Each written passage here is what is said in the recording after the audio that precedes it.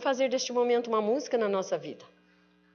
A união conjugal pode se converter em fonte de saúde em nossa vida quando ela é rica de afeto, amor e carinho.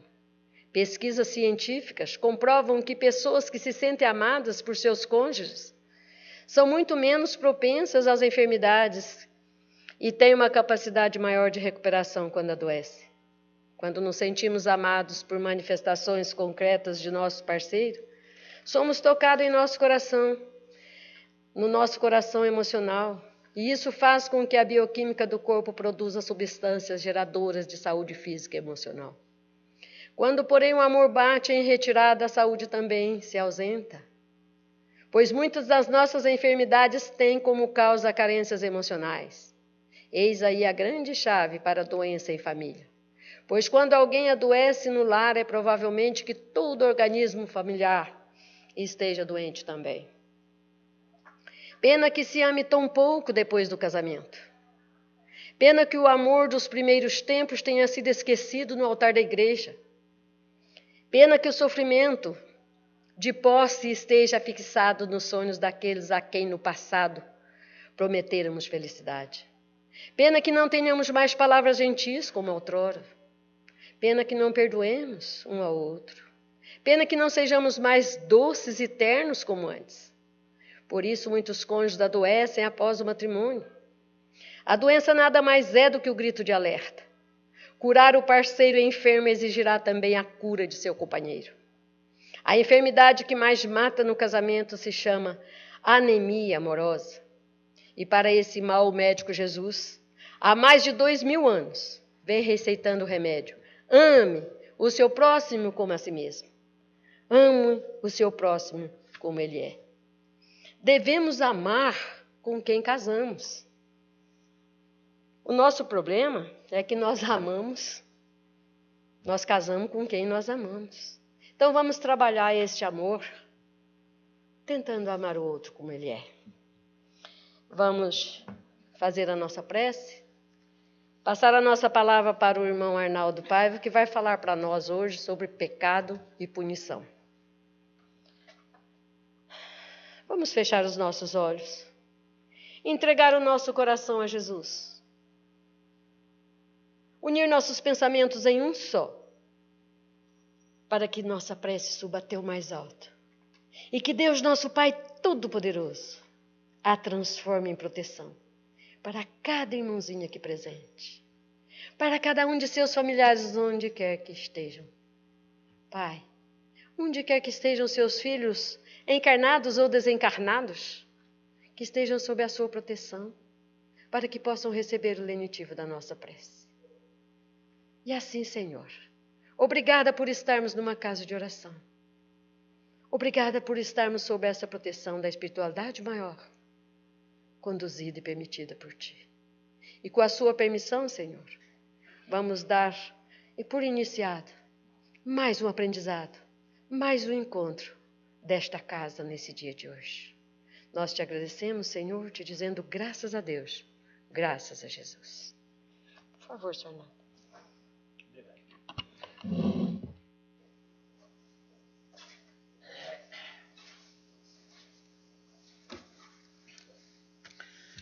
Meu boa noite a todos, que sejam bem-vindos à Comunhão Espírita de Brasília, para essa reunião de estudo, que nós vamos realizar nessa noite de hoje. E eu envio o meu abraço fraterno àqueles que estão nos assistindo pela TV Comunhão e para aqueles que estão nos ouvindo pela Rádio Comunhão. Espero que eu possa trazer bons esclarecimentos para nós nessa noite de hoje. São frutos de um estudo, fruto de pesquisas que eu faço na doutrina espírita, nos livros da doutrina espírita, sempre à luz do Evangelho de Jesus. A nossa lição de hoje está baseada no livro Boa Nova, do Espírito Humberto de Campos, psicografia de Francisco Cândido Xavier, capítulo 13, intitulado Pecado e Punição. Mas antes nós vamos dar uma volta aqui na época de Jesus, que quando ele esteve entre nós, era uma época de profundo atraso moral e espiritual. Prevaleciam mais do que hoje os interesses e puramente materiais. Depois da vinda do Cristo é que o homem começou a se interessar pelas questões espirituais. Mas, antes de Jesus, muito mais do que hoje, os interesses de terra a terra era muito maior do que aquilo que possa vir a aproximar o homem de Deus, do seu Criador. O Cristo ele veio revelar uma nova doutrina e chamava-se Boa Nova. Depois é que e tinham como símbolo o peixe. Era um peixe que simbolizava a doutrina de Jesus. Depois é que veio então os evangelhos e veio um outro símbolo que é o da cruz. É o símbolo do cristianismo. É a cruz. Mas o Cristo trouxe a Boa Nova, a qual está consubstanciada nos evangelhos, nos ensinos que nós encontramos nos evangelhos. E objetivava retirar do seu pedestal as coisas oriundas do paganismo, que consagravam princípios de ordem nitidamente materiais, afastando as pessoas das coisas que levam à espiritualidade, ao conhecimento espiritual. Então, nessa época, o Cristo ele teve que enfrentar homens endurecidos, encastelados mais do que hoje, numa muralha de dogmas obsoletos, porque hoje os dogmas predominam ainda. E são dogmas que já se encontram obsoletos, que não tinham mais, como hoje, a razão de ser. E que prende as pessoas, as criaturas, sob um jugo tremendamente obscurantista. Então já se passaram de Moisés a Jesus 1.500 anos, de Jesus até nós mais de 2.000 anos. E o homem ainda continua encastelado em dogmas. Que isso é um verdadeiro atraso para o ser humano na questão do conhecimento espiritual. Veio a doutrina espírita interessante, se atiraram contra ela. Ela veio mostrar o que é o mundo espiritual. Esse relacionamento que nós temos constantemente com o mundo espiritual. No entanto, rejeitaram-na. Então, portanto, Jesus teve que enfrentar, ou melhor dizendo, defrontar com detratores terríveis, escribas e fariseus, que viam nele um inovador, que vinha destroçar as leis estabelecidas na época. E talvez tenha sido isso, porque essas leis elas tinham um cunho profundamente humano. Era justamente regulamentando o terra-terra da vida, o relacionamento apenas terra-terra. E apenas os 10 mandamentos é que se referia, e aquilo que os profetas traziam se referia a questões espirituais. Mas essas foram deixadas de lado e passaram a dar toda a atenção àquelas leis criadas pelos sacerdotes e por Moisés. Talvez tenha sido isso que levou Jesus a dizer: eu não vim destruir a lei e os profetas, vim dar-lhes cumprimento. Então eles imaginavam que aquela doutrina de Jesus, ele ia trazer a derrocada das leis que eles estavam acostumados a viver, a seguir. E aí começaram então esta perseguição a Jesus. Eu acredito que isso levou Jesus a dizer a eles: eu não vim destruir a lei nem os profetas. Eu vim dar-lhes cumprimento. Mas o Cristo estava falando da lei de Deus e dos profetas, que foram inspirados. Não estava se referindo às leis de Moisés. Porque essas leis de Moisés elas tinham um cunho transitório e eles pensavam que eram permanentes. Daí a razão por que 15 séculos se passaram sem nenhuma mudança moral no povo. Essas leis não exerceram nenhuma influência de ordem moral nos indivíduos.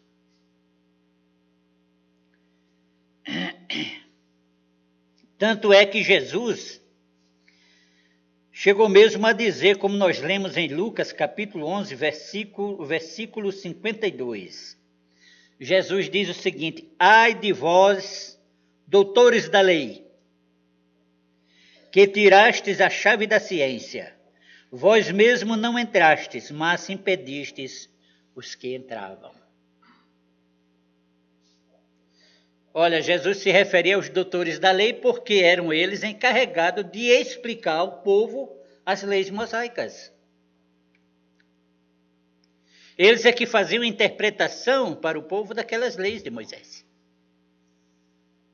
Então eram criaturas preparadas justamente para aquilo. Começavam, segundo Emmanuel, o espírito de Emmanuel, começavam a estudar aos 5 anos de idade as leis mosaicas para poder se tornar um doutor da lei, um rabino. Paulo de Tarso foi um rabino e começou a perseguir os cristãos porque seguiam Jesus. O primeiro mártir do cristianismo foi Estevão. Por que que Estevão foi apedrejado? Paulo de Tarso, na época ele era Paulo de Tarso, mandou apedrejá-lo. Por quê? Porque Paulo era um defensor, porque Estevão era um defensor das leis mosaicas. Mas quando ele conheceu a boa nova, a mensagem de Jesus, ele passou a divulgar a boa nova. Como contrariava em vários pontos as leis mosaicas, e Paulo, seguidor ferrenho de Moisés, doutor da lei que explicava aquelas leis, disse assim: vamos matá-lo, mandou apedrejá-lo. Então foi o primeiro mártir do cristianismo, foi o Estevão.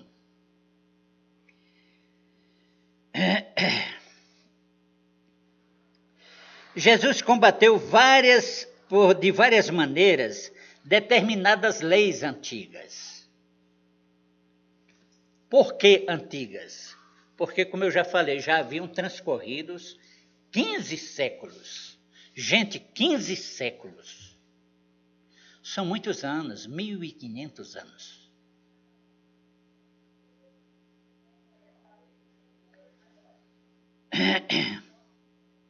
E é fácil de nós identificarmos algumas dessas mudanças, porque Jesus costumava dizer: ouvistes o que foi dito aos antigos. E aí citava a lei antiga, que havia sido ensinado aos antigos há 1500 anos atrás. Depois ele dizia: eu, porém, vos digo, e anunciava a mudança na lei. Anunciava a mudança na lei. Então isso foi o que gerou o movimento contra ele, dos doutores da lei, dos sacerdotes.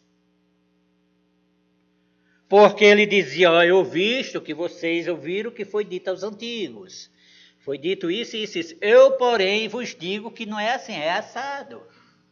E falava havendo a mudança na lei. Vamos citar um exemplo?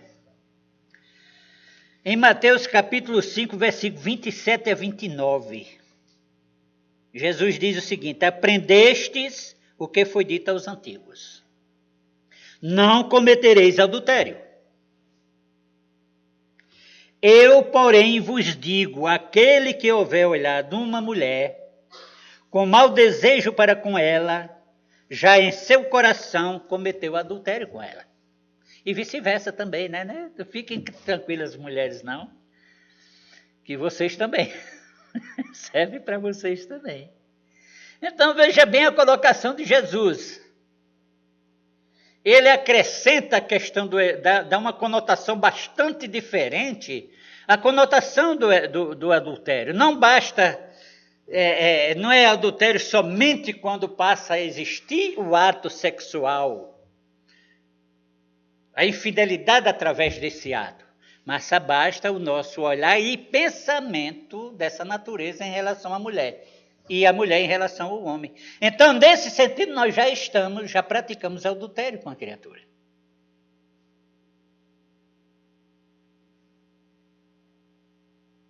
Então, Jesus deu uma conotação bastante diferente nesse sentido.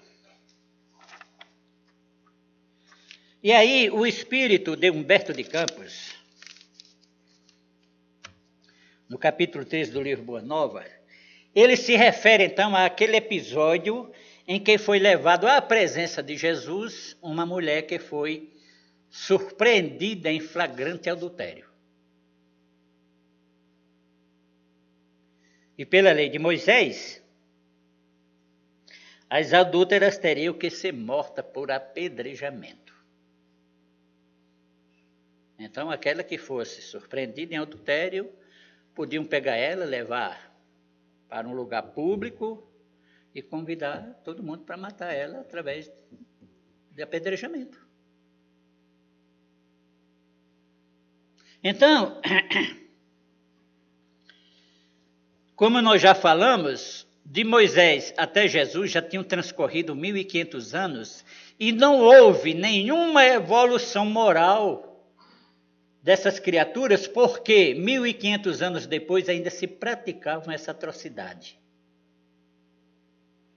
Deve ser uma morte muito, como é que eu digo? Uma morte muito dolorida, né? Você morrer por apedrejamento, todo mundo atirando pedra em você. Uma vez eu assisti uma cena no YouTube. Foi por lá daí do Iraque. Uma mulher levou uma pena de não sei quantas chicotadas, porque estava vestindo calça comprida. É uma cena que foi retirada do YouTube, mas que foi doloroso se ver aquilo. 2 homens. Eu acho uma covardia muito grande, né?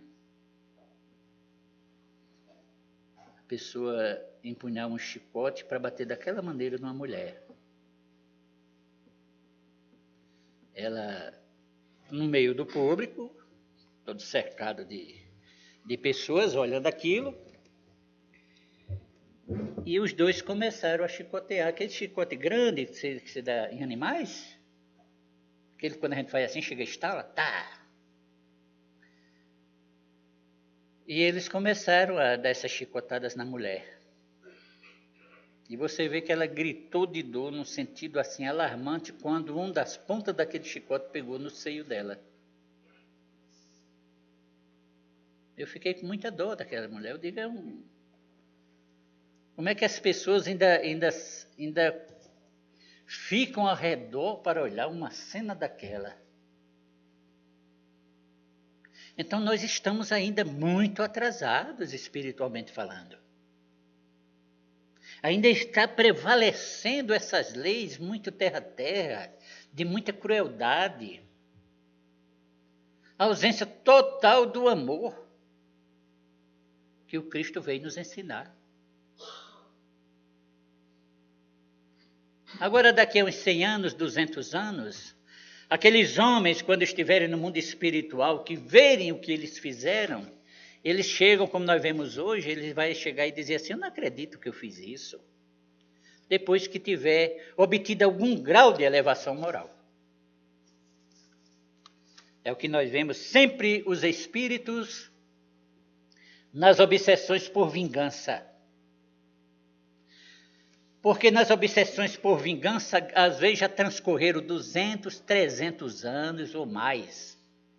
Mas o espírito pôs a sua mente, a sua ideia fixa na vingança, e para ele é aquele dia ainda em que ele viveu aquilo. Ele não consegue nem desconfiar que a pessoa que ele encontrou e que fez mal a ele naquela época está numa roupagem diferente, num corpo diferente, com fisionomia diferente. Ele não consegue perceber isso. E aí começa a perseguição. Aí nós usando técnicas, ele diz, meu irmão, não existe nenhum sofrimento que não tenha uma causa. Não existe. Se você passou por determinada dificuldade, determinado sofrimento provocado por esta criatura, nós não estamos apoiando a criatura, mas nós queremos mostrar que você fez jus a esse sofrimento perante a lei divina. Você deixou uma janela aberta para qualquer um entrar e te fazer uma coisa como essa que você sofreu. Eu digo, olha o que tu fizeste numa existência anterior e fazemos uma regressão de memória no espírito. Aí ele diz, não, isso não foi eu que fiz isso, não acredito. Eu digo, é você mesmo, olha direitinho. E ele vai ver que foi ele que fez atrocidades maiores do que ele sofreu. E abandona a obsessão. Não, eu vou deixa ele para lá. Eu digo, está vendo, você fez por onde merecer. Não estou dando razão a quem te prejudicou. Mas você estava perante a lei com essa dívida. Então, nós não sofremos nada de graça neste mundo. Tudo o que nós sofremos tem uma causa. Se não encontramos nessa vida, vamos buscar no anterior, que lá está.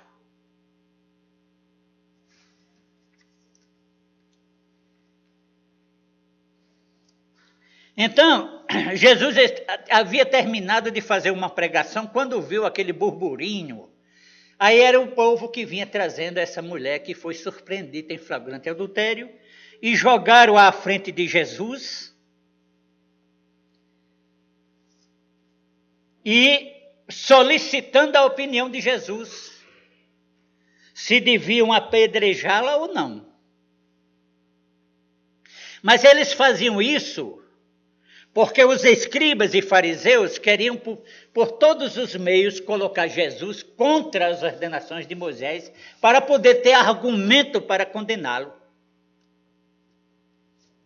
Então, eles poderiam perfeitamente, já que a lei os apoiava, pegar aquela mulher, levar ao meio do público e apedrejá-la até a morte, sem precisar de levar à presença de Jesus. Mas eles queriam tentar Jesus para ver qual era a argumentação dele, se ele ia se manifestar contra a lei de Moisés. E chegaram então com aquela mulher, puseram à frente dele e disse, Senhor, essa mulher foi surpreendida em adultério. E pela lei, as adúlteras devem ser apedrejadas. Jesus começou a escrever no chão. O Evangelho não fala o que Jesus escrevia. Mas alguns espíritos aí vêm nos relatando que Jesus começou a escrever as falhas de cada um deles. Orgulhoso, egoísta, vicioso, e saiu escrevendo. As faltas morais de cada um. Que ali estava querendo condenar, apedrejar aquela mulher pelo erro dela. Então Jesus levantou-se, parou de escrever, levantou-se e disse assim, aquele que estiver sem pecado, atire a primeira pedra. Isso foi um impacto muito forte para aqueles homens, porque eles esperavam uma resposta de Jesus contrariando as leis mosaicas. Mas Jesus, em nenhum momento, contrariou as leis de Moisés. Só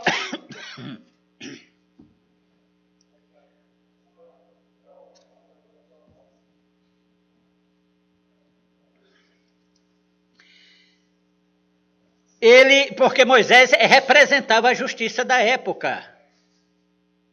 Apesar de tanto tempo, mas ainda eram as leis de Moisés que representava a justiça na época. Então, eles estavam ainda mais cheios de preconceito. Eles estavam ainda por mais cheios de preconceito também, porque a lei não condenava somente a mulher. É um engano nosso pensarmos que a lei condena apenas as mulheres, não é. Nós podemos ler em Levítico, capítulo 20, versículo 10, que nos diz o seguinte: se algum abusar da mulher doutro e cometer adultério com ela, com a mulher de seu próximo, seja ambos punidos de morte, o adúltero e a adúltera. Mas como o preconceito naquela época era muito grande para com as mulheres, muito maior do que hoje, eles trouxeram só a mulher e o cara. Ninguém comete adultério sozinho. E o homem, onde ficou? Inclusive, o mundo espiritual diz que ele foi pago, porque quando o cara casou com ela, logo o casamento esfriou. Aí não começou a não dar mais importância a ela. Os aproveitadores da vida, né? Que querem apenas se aproveitar da mulher. E aí começou a esfriar o casamento. Como ele não queria ter aquela responsabilidade de abandonar a mulher, segundo o mundo espiritual, ele pagou para que este homem fizesse isso e eles fossem flagrados no momento do adultério. Aí sabendo que ia ser condenada apenas a mulher. Olha, veja bem, por quê? Porque já tinham transcorrido 1500 anos, eles já estavam violando a lei sem saber. Que a lei era para os dois. Mas aí nós começamos, com o tempo, nós começamos a passar por cima das leis. E se não tem um governo, uma coisa que faça com que as leis sejam cumpridas verdadeiramente, aí vira anarquia, cada um faz o que bem entende. Que é quase o que está acontecendo conosco. Cada um está aí fazendo o que bem entende. Então,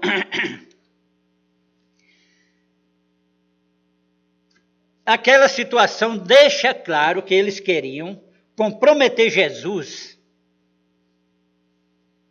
se ele tivesse determinado, se Jesus tivesse determinado o apedrejamento, ele estaria negando tudo o que ele havia ensinado sobre o amor. E se ele negasse o apedrejamento, ele estaria indo contra as leis de Moisés. Então era uma situação bastante difícil para Jesus, mas como ele era inteligentíssimo, muito superior a todos nós, ele disse assim, ó, aquele que estiver sem pecado, atira a primeira pedra. Ou seja, aquele que tiver moral para fazer a justiça, que faça. A moral era essa, não ter cometido nenhum erro. E como todos já tinham cometido erro, conta-nos o Evangelho que primeiro foram se retirando os mais velhos, depois os mais jovens, aí ficou Jesus, a mulher e alguns discípulos.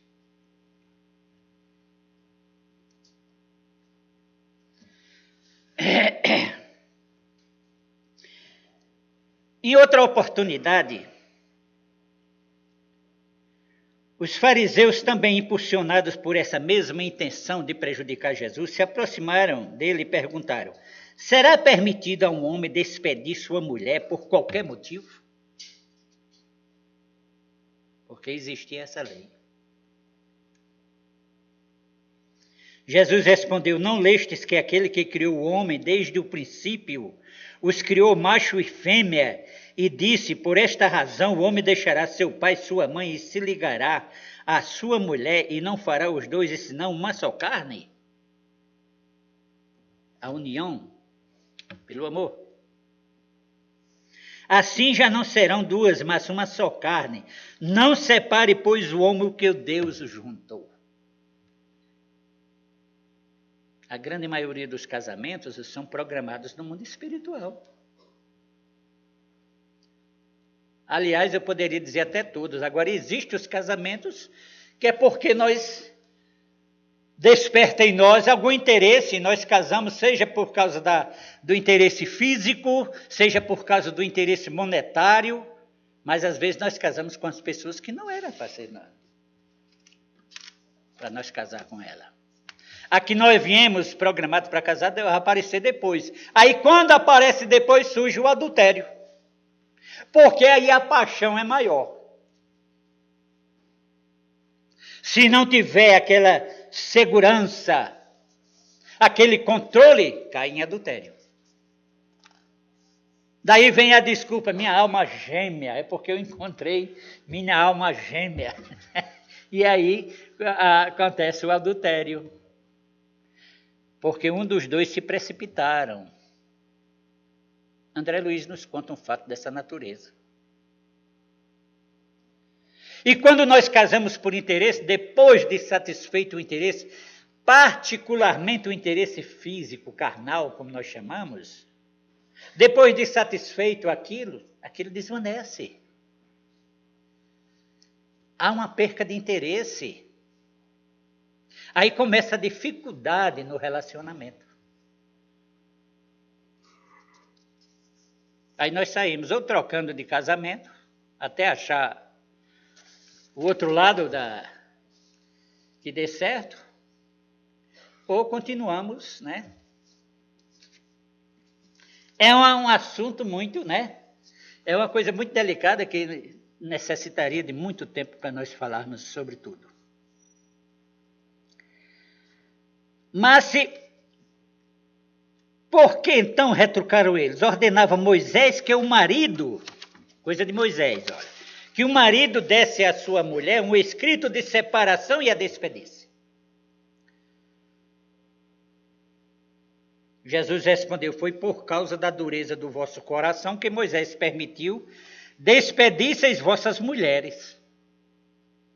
Mas no começo não foi assim. No começo não foi assim, foi depois que o homem inventou essas leis aí.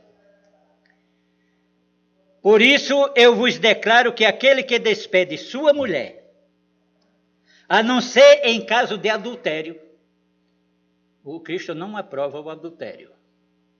Veja bem que ele diz, a não ser em caso de adultério. Quer dizer, seria a única causa que poderia separar duas criaturas, o adultério, seja do lado do homem ou da mulher. Mas mesmo assim, hoje,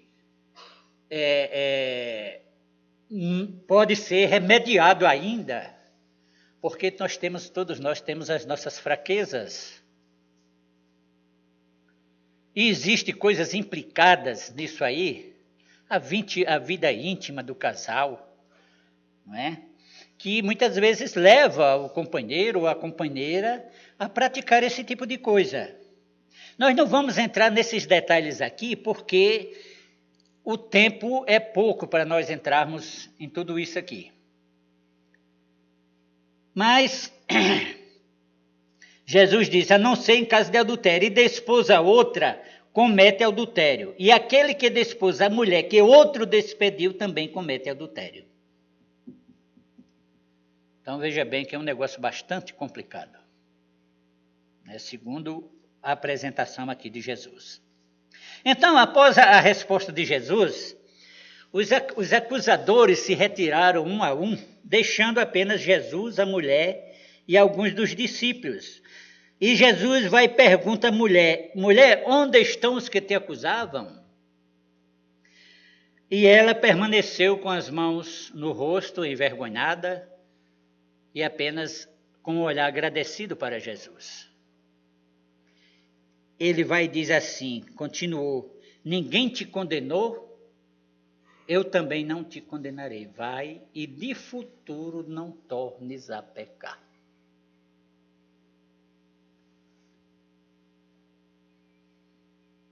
Vai e de futuro não tornes a pecar, ou seja, não cometa mais este erro. Então, nós percebemos que essa posição de Jesus em relação à mulher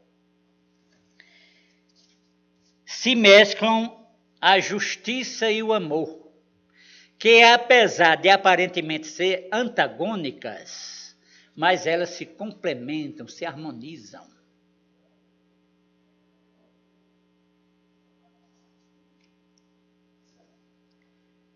E Jesus, que se viu forçado, no caso dessa mulher, a se pronunciar, ele simplesmente trouxe essa resposta que desmontou todos aqueles que queriam apedrejá-la e se afastaram porque viram que em si mesmo não tinham condições morais para apedrejá-la. E é interessante que os apóstolos tomaram alguma posição. Mas ficaram desapontados, ele não condenou esta mulher? Ela foi flagrada em adultério. E a lei não manda que se lapide as adúlteras? E João então foi perguntar a Jesus: Senhor, por que não condenaste essa meretriz? A justiça não diz que ela deve ser apedrejada? E aí Jesus faz um bocado de questionamento a João. O que é que ele tem de argumentação para acusar aquela mulher? Por que ele exigia aquilo se ele não tinha nenhum conhecimento do que levou aquela mulher a praticar o adultério? Aí o Cristo passou então a comentar para João os sofrimentos porque aquela mulher já havia passado dentro da sociedade que ela vivia. Ninguém em situação nenhuma na vida dela deu apoio para ela. Nem os pais, nem os irmãos, nem os filhos. Então ela se viu uma criatura desamparada, nem o próprio marido com quem ela casou. Ela se viu numa situação de desamparo, mostrando para João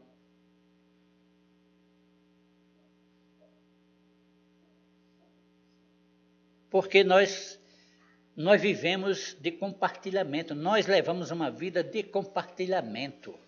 E muitas das vezes, quando nós deixamos de fazer uma coisa por uma pessoa que nós podíamos fazer, tira ela de uma dificuldade e não fazemos, nós, direto ou indiretamente, estamos sendo culpados pelos erros que ele vier cometer em razão do nosso não atendimento, porque nós vivemos de compartilhamento. Hoje, quando eu vejo uma criança na rua, eu fico perguntando a mim mesmo, por que uma criança desse tamanho deixa seu lar para viver na rua? Eu não acredito que uma criança faça isso simplesmente por querer. Deixar o lar onde tem todo o seu conforto para viver na rua, alguma coisa de errado acontece com ele na casa dele. No lar. Qual é o filho que não gosta de estar com seu pai, com sua mãe, com seus irmãos? A criança, estou falando de uma criança. 6 anos, 7 anos, 8 anos de idade, como nós vemos aí nas ruas.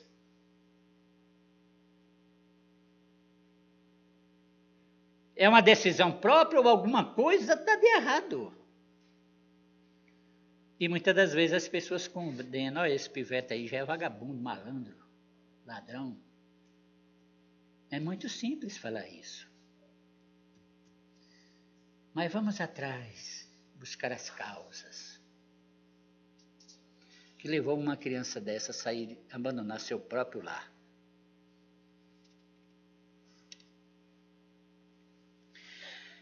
Essa palavra de Jesus, que ele diz assim, vai e de futuro não tornes a pecar. Ou não peques mais. Ele não deu essa orientação somente neste episódio. Em outras ocasiões, o nosso Mestre Jesus também falou para outras pessoas. Isso tem um significado muito importante nas nossas vidas. Nós é que lemos o Evangelho e não percebemos. Em outras ocasiões, quando ele curava um doente, ele dizia assim, vai e não peques mais.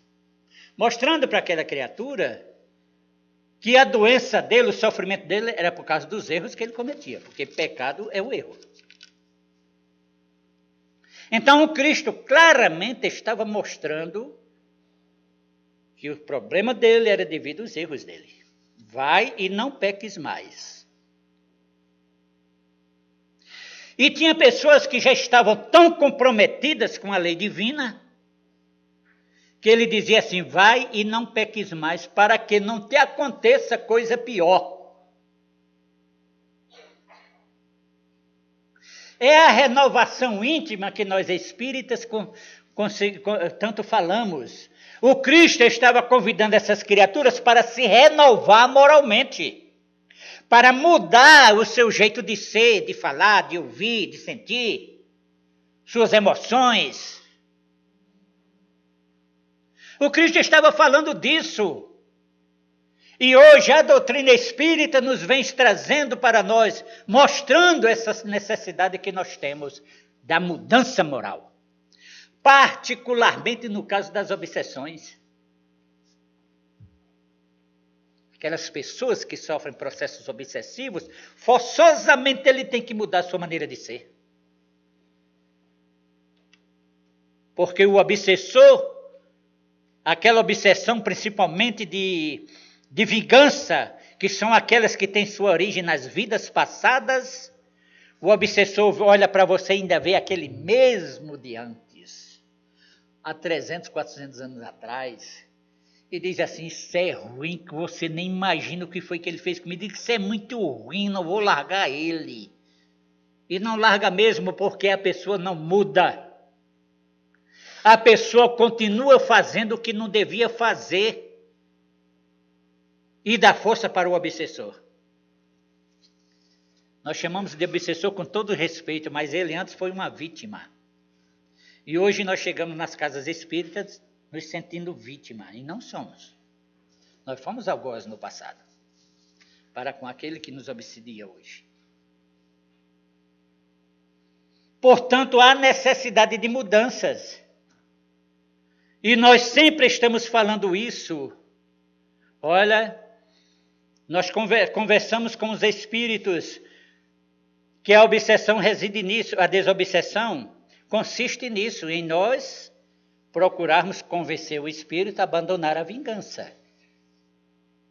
Mas é necessário que também o encarnado contribua se modificando moralmente, mudando o seu jeito de pensar, de agir, de sentir as suas emoções e assim por diante. Tem que mudar de vida, baseado na nova mensagem de Jesus. Baseado em ser um homem novo, não continuar mais sendo aquele homem velho. Porque esses nossos vícios têm sua origem no orgulho e no egoísmo, que são, como nos diz os Espíritos, as duas chagas da humanidade. São neles que estão todos os nossos males, porque somos orgulhosos e egoístas. Toda a nossa movimentação está sendo orientada pelo orgulho e pelo egoísmo. E aí cometemos erros que depois sofremos as consequências.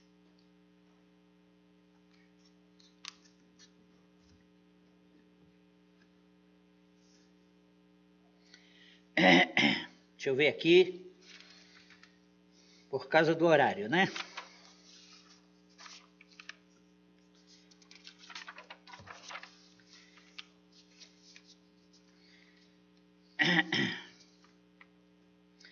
Então, a posição de Jesus diante dessa mulher é fantástica para o nosso aprendizado. Ele perguntou à mulher, ninguém te condenou? Eu também não te condeno. Mas Jesus não falou que a absolvia. Por quê?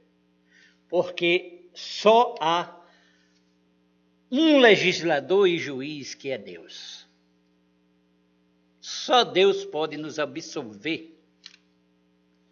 E Deus nos absolve dando novas oportunidades para que nós possamos realizar o reajuste com a lei divina através da reencarnação. É interessante que os ensinos de Jesus não se contradizem, porque a mulher de Zebedeu chegou e disse para a mulher mãe dos filhos de Zebedeu, melhor dizendo, chegou e disse a Jesus que pusesse os 2 filhos dela, um à sua direita e outro à sua esquerda. Aí o Cristo vai e diz assim: será que eles conseguem beber o cálice que eu vou beber? Quer dizer, passar por sofrimentos que o Cristo iria passar? E ela disse: sim, Senhor. Ele disse: é verdade que eles podem passar, eles vão passar pelo o cálice, vão beber o cálice que eu vou beber, mas sentar-se à minha direita ou à minha esquerda, só aqueles que Deus os tem preparados. Porque Deus está acima de tudo. Nem mesmo Cristo iria contra Deus.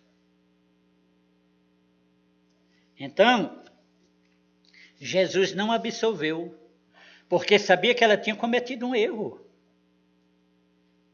E esse erro caiu dentro da lei de causa e efeito, ela teria que reparar esse erro.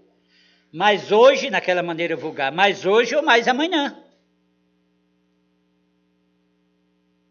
Então, nós não devemos fazer justiça com as nossas próprias mãos. Devemos entregar para Deus, que é a justiça maior. E Ele saberá como cobrar do indivíduo a falta dele. Não precisa nós fazermos justiça com as nossas próprias mãos.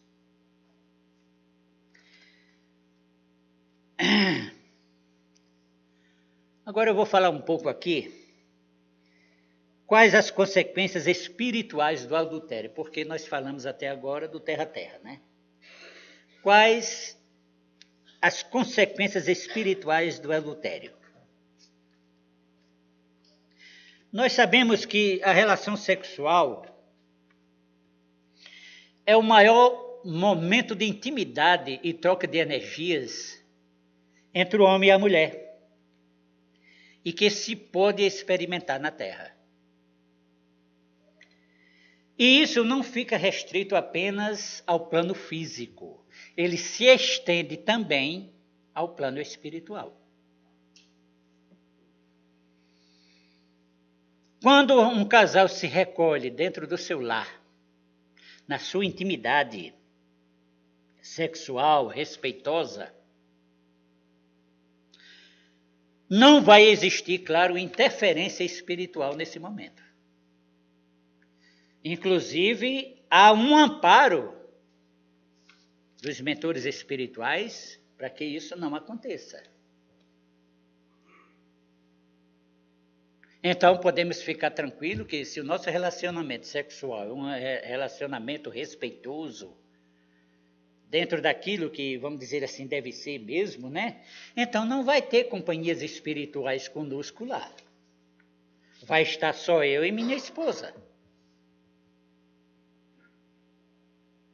Existe uma proteção divina para que nenhum outro participe daquilo ali.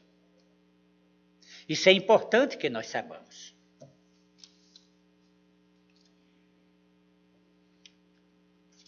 Agora, se o casal, como acontece muito, se o casal costuma assistir filme pornô e depois partem para o ato sexual, esta proteção já não está mais tão garantida. Porque com aquela atitude nossa, o nosso pensamento voltado para as cenas, nós entramos em sintonia com espíritos que gostam daquelas situações, que são viciados no sexo e que estão em regiões de sofrimento porque praticaram desregramento no sexo.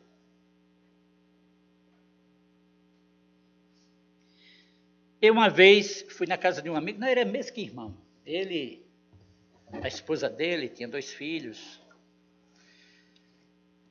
E às vezes ele me convidava para a gente assistir filme na casa dele. Eu sempre fui solteiro. Eu chegava lá, eu me encontrava como se fosse meu pai, minha mãe, meus irmãos. Uma coisa muito íntima nossa lá. E a gente assistia um filme. E nós assistimos 2 filmes. E aí encerrou, eu digo assim, eu vou para casa, mas me chamou a atenção um outro filme que ficou lá. Eu digo, e esse aqui? E fui olhar. Era um filme pornô. O rapaz era espírita, a esposa dele não. Ela simpatizava, mas dificilmente frequentava a casa espírita. Mas ele era espírita, ele frequentava, ele trabalhava em reuniões mediúnicas. Aí eu me dirigi a ele, não me dirigi à esposa dele. Com todo respeito, eu fui me dirigir a ele. Mas rapaz, tu assiste esses filmes aqui? A esposa não deixou nem ele responder. Ah, Arnaldo, o que é isso? Nós somos um casal. Marido e mulher, nós podemos muito bem assistir. Aí eu dei assim uma dica das consequências daquilo, mas como eu vi que ela insistiu, eu disse, não, tudo bem. Eu não tenho nada a ver com o relacionamento de vocês, Deus não está mais aqui quem falou. Aí passou-se uma semana, ou foi uns 15 dias, eu fui lá, voltei lá. Aí ela veio me falar. A gente tinha essa intimidade, eu e ela e o esposo. Ela veio me falar, mas Arnaldo, você não acredita o que foi que aconteceu naquela noite? Eu digo, cara, eu tinha até esquecido, ela foi e me lembrou. Ele diz assim, eu entrei mais meu marido para a gente fazer sexo. E eu fiquei na cama esperando ele e ele entrou no banheiro. Enquanto ele estava no banheiro, aí eu vi um espírito assim, ó, escorado desse jeito na porta do quarto e olhando para mim. Todo cheio de malícia. Que ela tinha vidência, ela não frequentava, mas tinha uma vidência. Aí eu fui perguntar, o que é que você está fazendo aí? Ele disse, eu estou esperando ele chegar, que eu vou participar dessa festa. Aí ela disse que não quis mais conversa naquela noite com o marido, em termos de sexo. Né? Porque atraíram para si esses elementos do mundo espiritual que iriam participar daquele momento com eles. E sugar as energias deles, porque eles sugam as energias. Sugam as energias vitais nossas. Então não é aconselhável nós fazer isso. Nós fazemos isso. Então, nós precisamos entender, compreender que nunca estamos sozinhos. Estamos sempre acompanhados de espíritos que se afinizam conosco pela nossa maneira de pensar, de sentir, de agir. Aquilo que nós gostamos de fazer. Se imiscuem nas nossas atividades, dão opiniões e etc. E numa relação adúltera, vejamos bem que agora eu estou falando numa relação adúltera. É inevitável que seja atraído espíritos que gostam e que se afinizam com esse tipo de ato clandestino.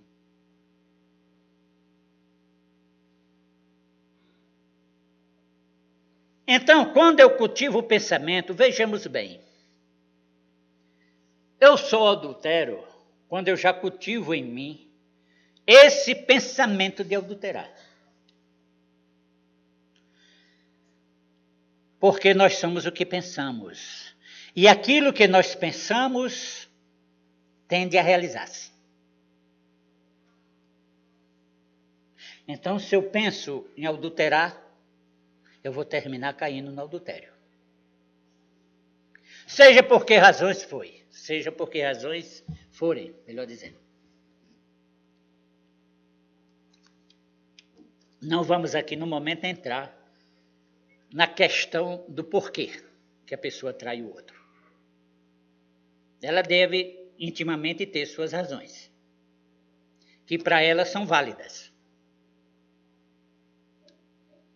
E não somos nós que vamos ser juízes. Então, esses espíritos identificam em mim esse pensamento e começam a me incentivar a fazer isso justamente para criar problemas na minha vida, com meu esposo ou com minha mulher. São espíritos que gostam de trazer esse tipo de dificuldade na vida do casal.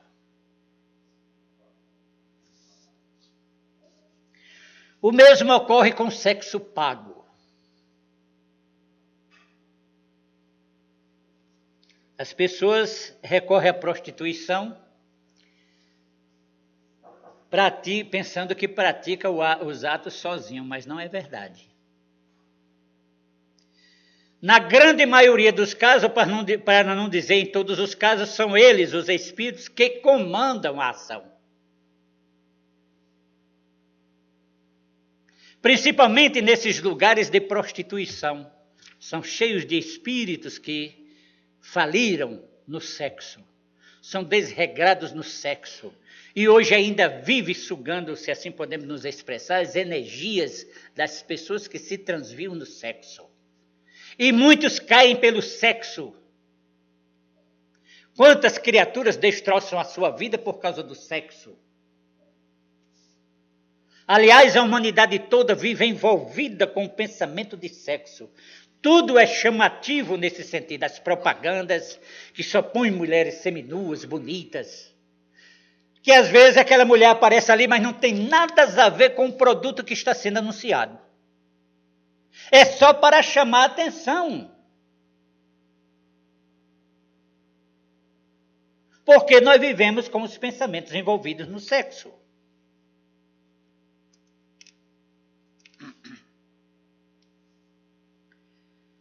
Então, esses lugares ligados à prostituição são habitados por espíritos nessas condições que vivem da energia dos encarnados que os frequentam. E o pior é que essas criaturas vão a esses lugares e quando vêm para casa trazem esses espíritos consigo que ficam dentro de casa. Não pensem que eles ficam lá, não. Nós os atraímos para dentro do nosso lar. E aí eles começam a influenciar outras pessoas que têm essa fraqueza no sexo. E começam então os problemas obsessivos e os desequilíbrios dos encarnados daquele lar.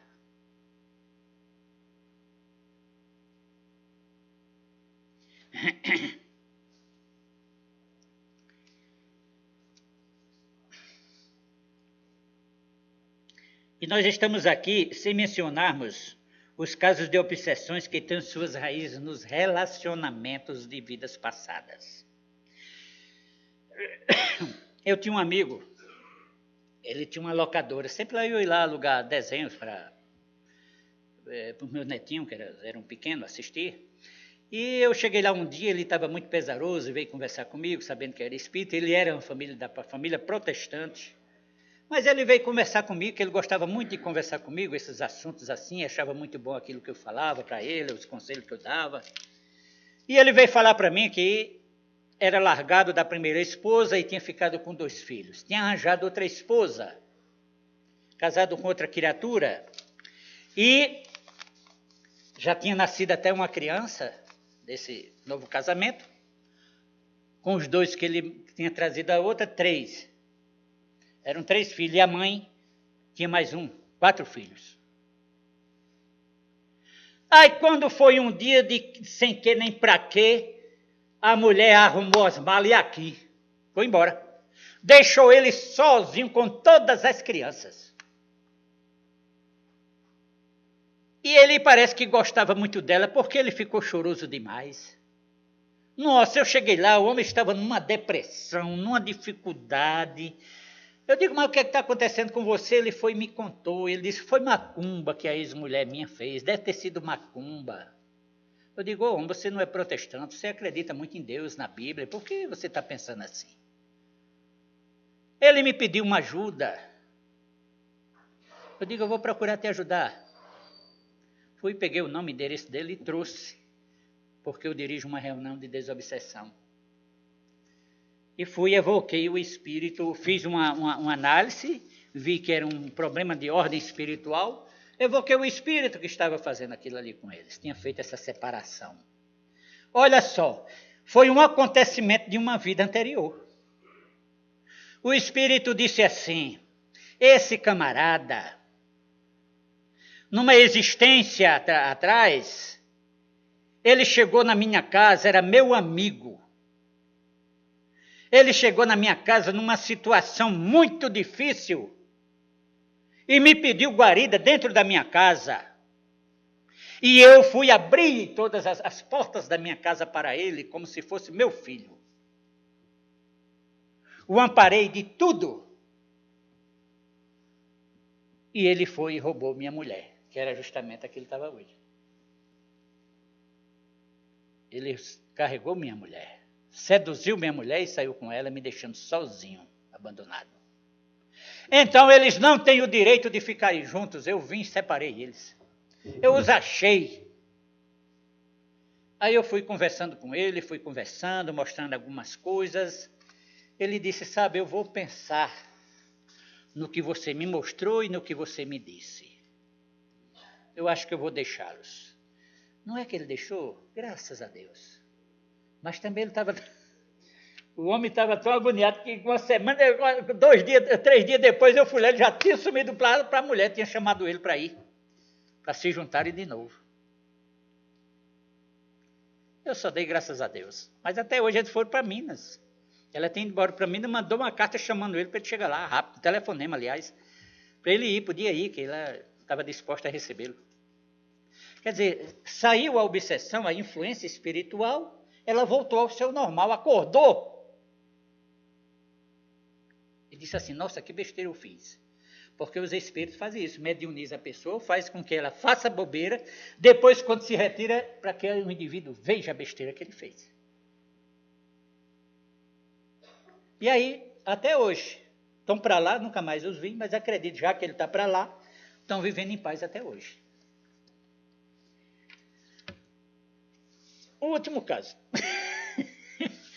Eu também eu tive o conhecimento de uma menina, uma jovem, bonita até.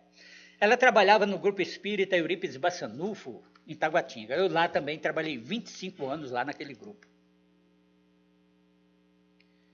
E ela começou então a se afastar do trabalho. Eu notei que ela não estava mais frequentando tão assiduamente. E entrou num processo obsessivo. Eu não era dirigente de reunião nessa época, mas fazia parte, ajudando como doutrinador ou dialogador, junto ao dirigente do trabalho. Quando foi um dia, eu cheguei lá, eu conversando com ela, cheguei para o dirigente e disse: rapaz, eu gostaria, se possível, nós fizesse um atendimento exclusivamente para essa menina, para ver o que é que está acontecendo com ela. Nós temos que fazer isso.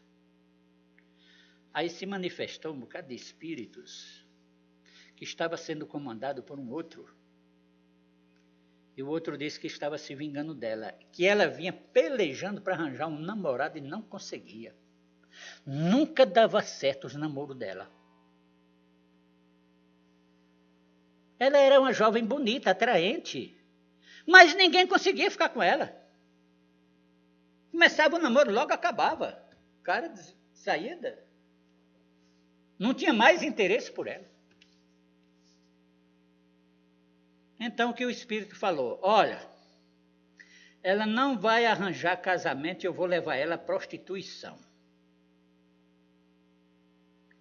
Ela me abandonou numa vida anterior, me abandonou no altar. Foi a maior vergonha que eu passei na minha vida na época.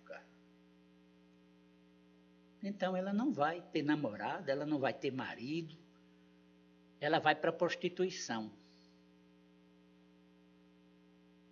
Eu tentei conversar com ele, mas ele estava renitente. Havia necessidade de conversar mais vezes. Infelizmente, isso não foi feito. Se tivesse sido feito, talvez não tivesse acontecido. Aí, quando foi um dia, eu saí, cheguei na rodoviária aqui do plano piloto, ela estava lá na prostituição. Ele conseguiu levar ela à prostituição. Depois eu soube que ela desencarnou em consequência disso. Então, nós precisamos compreender isso e a importância do Evangelho de Jesus nas nossas vidas. para que nós possamos realizar essas mudanças. E a doutrina espírita nos mostra a veracidade desse relacionamento que existe entre nós e o mundo espiritual, amigável e não amigável, dependendo da posição mental em que nós nos colocamos diante da vida. Tudo depende de nós. Se hoje nós estamos tratando de desobsessão, tomando passe, temos que mudar a nossa maneira de pensar, porque sai um espírito, vem outro. E nós não temos apenas um inimigo do passado. Nós temos vários. Então eu espero que esse nosso estudo de hoje tenha servido, vamos dizer assim, para um esclarecimento maior a respeito desse nosso relacionamento, da necessidade do perdão de uns para com os outros, porque existe o compartilhamento. Eu conheci um casal que viviam como irmãos.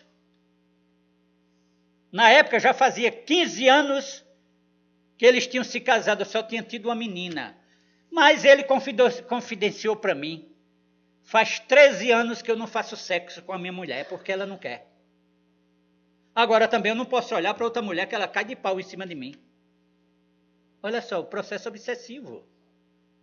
Ela não atende o marido nas suas necessidades espirituais e fica zangado com ele quando ele olha para outra mulher. Então, é como Cristo falou para João: temos que buscar as causas, que às vezes está até em nós. Que Jesus nos ampare e nos fortaleça hoje e sempre. Muito obrigado a todos.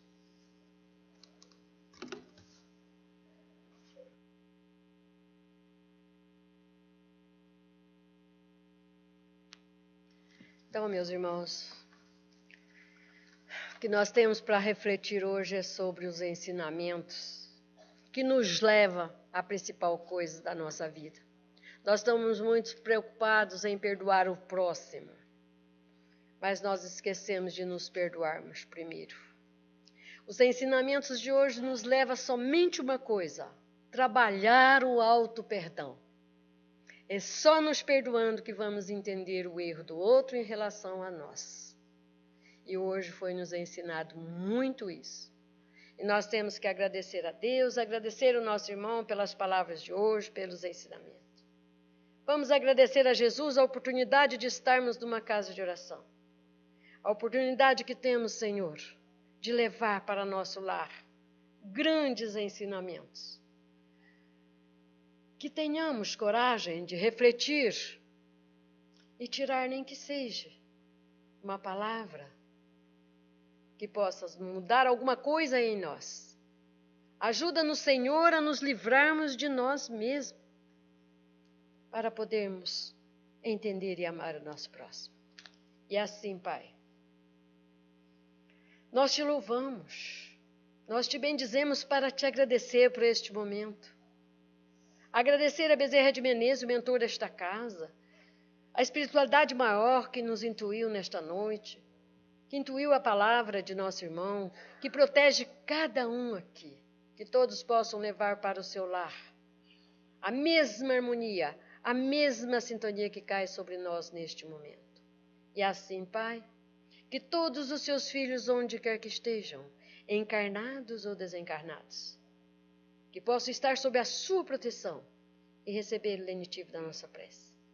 Senhor, com a sua permissão, com a permissão da espiritualidade, de nossos anjos, de nossos protetores, vamos dar por encerrado mais um encontro, te agradecendo, Pai, te dizendo, graças a Deus, graças a Jesus. Vamos em paz, vamos aguardar agora os passos e boa noite a todos.